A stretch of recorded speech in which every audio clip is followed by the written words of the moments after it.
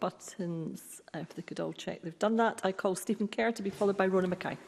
Thank you, Deputy Presiding Officer. And can I say to Stuart McMillan that I stand as someone who is very ambitious for Scotland within the United Kingdom.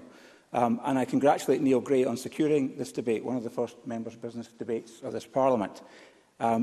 This report, however, is unoriginal. It's uncosted, which I think slips it into the territory of snake oil sales. It's a utopian fairy tale which has been drawn up by the SNP, frankly, to distract the people of Scotland from their failures in government. This report has been designed by the SNP to try and allow them to avoid accountability and to stoke up a grievance agenda. But this Parliament already has the powers to address the most pressing issues facing Scotland today. And it is the SNP's dismal record in government that should be subject to debate, scrutiny and accountability. Take the following quote from the executive summary of this report. Quote, "The democratic renewal that independence offers is an opportunity to reimagine our approach to local democracy. There is a strong argument for radical reform of local government, guided by the principle of empowering communities across Scotland to take the decisions that affect them." Unquote. The SNP do not need independence to empower communities across Scotland. They need to give them proper funding and respect the decisions that are made by local councils. Between 2013-14 and 2018-19, the SNP government cut local government spending in Scotland by 7.5%. The SNP also take the attitude that they know better than local councillors, overturning over a third of planning decisions made throughout Scotland's councils in the last Parliament. Now, if that is not a power grab, I don't know what a power grab is. Another quote from this report reads, quote, "Those struggling with addiction need to be heard and empowered to be at the centre of their own treatment and recovery." Unquote. The Scottish Government already has the powers to allow those with addictions to be heard and empowered. But under the SNP's watch, Scotland has had a record number of drugs deaths for 6 consecutive years. The SNP like to complain that it is legislation to blame for this. But Scotland's drug deaths are 3.5 times above those seen in England and Wales, who have the same legislation. This report correctly calls for cooperation.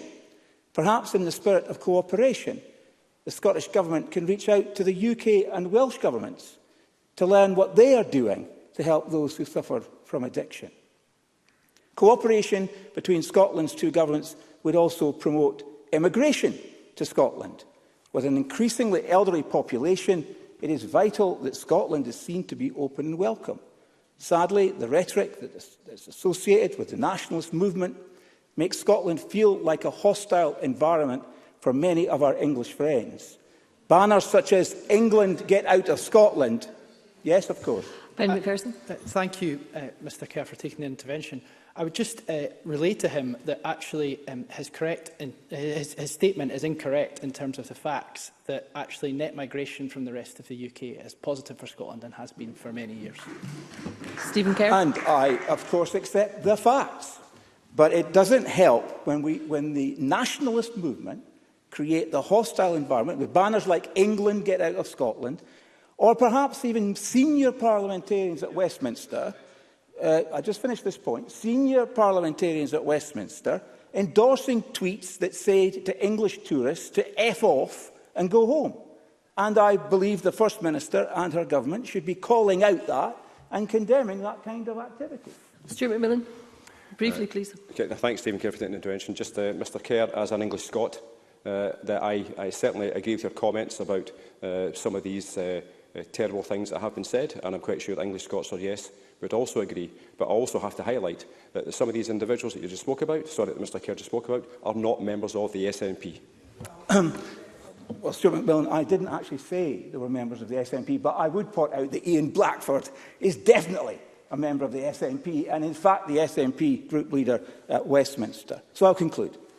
For social justice and fairness to emerge in Scotland, we do not need a change in the Constitution. We need the Scottish Government to change how they exercise their powers. Rather than seeking grievance, they should seek to create an equality of opportunity for all Scots. Rather than have people's lives shaped by their postcode, the SNP should be seeking a levelling up agenda, which leaves no one behind. The SNP should be focusing on bringing us together, because Scotland is more powerful when we work together. Doing all of this and more would be working in the national interest, but I fear that the SNP will continue to work in the nationalist interest. I